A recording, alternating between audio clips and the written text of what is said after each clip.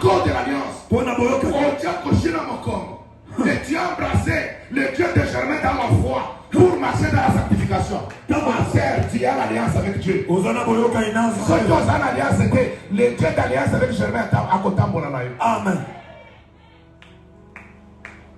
Tu as dit 3 fois Amen. Amen, amen, amen. Là où on a médité de te faire du mal, c'est là où Dieu va te faire du bien.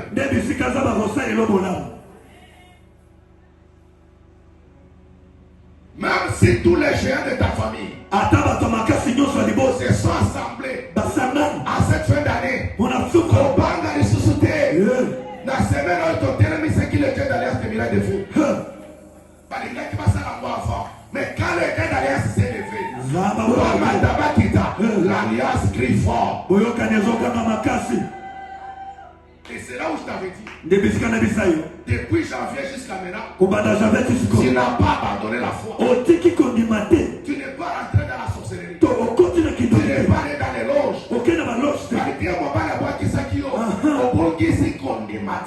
Ça montre que tu as l'alliance. Puisque dès mon maman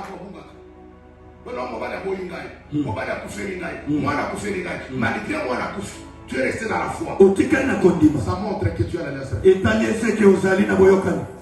Non, tu n'as pas dit amen. Tu n'as pas dit amen. Surtout si tu viens à Mirail de Feu. Bien-aimé, il n'y a pas une église climatisée ici. Ici, on ne distribue pas l'argent. Il y a des grandes églises où on paye même les gens. Mais si tu as été fidèle ici, c'est à cause de la parole.